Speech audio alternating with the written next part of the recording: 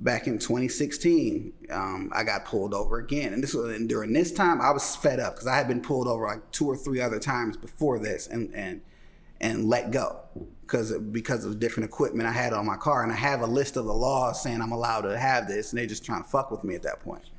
So this time in particular, I get pulled over by a black state trooper. As I'm driving, he says I was speeding going about 90. He was already pulling over another car. And as they're pulling over, he hops alongside me, says, "Get behind me." I didn't know why he was telling me to do that, but I did. I thought it might have had something to do with the other car. Maybe they cut me off and I didn't know. He said, "You were speeding." I was like, okay, well, he said, "Get in front of me." He's being rude at this point. Pull in front of me while we're pulled over at this point. Pull in front of me. I'm not getting hit because of you. Like, trying to have a conversation as to what's going on is detrimental to his health. Right. So I pull in front and I wait. Hindsight, I should just drove the fuck off. He didn't run my plates or anything. But I was like, I ain't got nothing to hide. I wasn't speeding. So he finishes up with the other car. And I was like, "Is there a problem, officer?" And I started asking, like, he just asked for my driver's license. And I was like, "Is that necessary?" Because I haven't even been told what I had done. Like, formally, no. Like, I'm trying to figure out what's going on. And the first thing he tells me was, "You're," because I was like, "I know my rights. You just can't really like just pull me over and say your right is if a police officer stops you and asks you for your license, you're supposed to give it up." I was like, first of all, that's not even a fucking law. You can see Delaware v. Prowse, Terry versus U.S., all that stuff to learn about having reasonable suspicion for crime for detainment, and you just can't stop somebody and ask for ID. You can't fucking do that. Right, it's not the way it works. Right. So I know this, and he's cutting me off. He's trying to escalate the situation. I probably look a little younger than I was at the time. I was like 20. I was 29 when that happened, I believe. So I understand. I've been told I look like I'm in my early 20s sometimes. I get it. Maybe he thought I was a young punk kid. I was polite. I wasn't rude. And I told him, like, he was like, "Well, if you don't give me your license or whatever, I'm going to impound your car and I'm going to lock you up." And I said, "Well, you can't do that, but just for the sake of, not having this escalate any further, I'll give you my license and stuff." So now as he's being rude and completely a dick about everything, he realizes my phone's running and I keep my camera with me as well. So my camera's also running. He said, "Oh, you got a camera in your car?" "I got a camera too." So now we're all being recorded. And then and when he sees they're still running, he says, "Well," I guess he thought I was bluffing or whatever. He said, "Well, I don't mind you filming, but if you're going to be like taking pictures," I said, "No, I'm making a video." And it just made me so mad that I couldn't wrap my head around it. And to this day I can't. And after all of that happened, there was an instance where I filed a complaint. And I sent them the same video that I put on Facebook and everything. And the person who I guess got the complaint said, well, we lost the video. I guess it was a DVD. I put in a big manila envelope with my complaint in there and everything. This little fruit fly flying by my face is gonna drive me crazy, guys.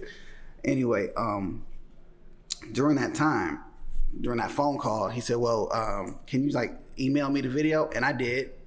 And then the thing he asked me was like, "Well, so what do you want to achieve with this complaint? Do you just want me to tell him to like not be rude and be a little nicer to people?" I was like, "No, I want you to fucking do something. I was harassed for no reason. Doesn't my car attract attention? Yes, I get that. But I was not doing anything wrong." And there were like plenty of people flying past me. He said, "I clocked you at 90 miles an hour. When I first saw the police officer, he was sitting still. He pulled over another car, sped up to catch me, and made me get behind him." It was a crazy situation. Like the way he was acting, he wasn't like rah losing his mind, but I could have lost my life that day. And this is a black cop. The only thing they see is blue at that point. Like, right. I have no idea what the hell his problem was. But the problem is the sense of power and the sense of control. A lot of times these people put on a badge and they carry a gun, and all of a sudden it makes them better than everybody.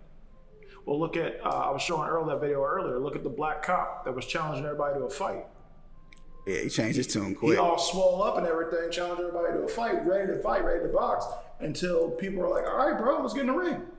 And then he said, what he said, boxers, people that have been fighting for 300 years, and now y'all want to fight. It's like, yeah, but you called everybody out. Shit, I'll fight his ass. Right. Right. So you don't act all hard and shit, and then when you get reprieve from it, you get pushback, and all of a sudden you want to punk down. This was your idea. See, it doesn't matter. Like, bad cops are bad cops are bad cops. Black, white, purple, pink, whatever the fuck they are, bad cops are bad cops. What we want is we want police reform. We want to not have our children telling these same stories 10 years from now.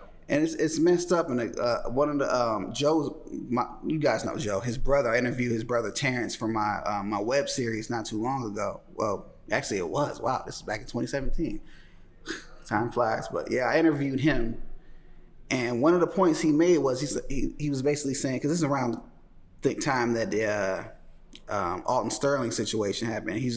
And during the show he made a point saying it's just crazy that at this day and age that I have to worry about that I could possibly lose my life because of simple misunderstanding with a police officer. Right. And it's a fucked up reality that we deal with. Like, my thing is, if a black person is telling you something, because I've had people within the car community that are white, like, mention something about, like, yeah, I bet your car's fast, blah, blah, blah. But I say, no, I bet you drive crazy. I say, no, I don't, because I already get messed with enough having this car and being black. And their reaction, oh, come on. Right. Like, gaslighting. That's what they're doing to us.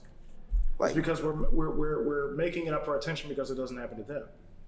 Like, and my thing is, if you don't share, I'm just going to cut you off, Dave, but if you don't share that experience, right. If you don't know what we're dealing with on a daily basis, from like trying to change our speech patterns to depending on where we are, having to be cognizant of every single thing we say and do, not to come off of as a threat, and you have no idea what the scope is. You don't have the lens for that scope to even have an opinion on how I feel, and you don't get to tell me how I feel. Right. And if you do, fuck you.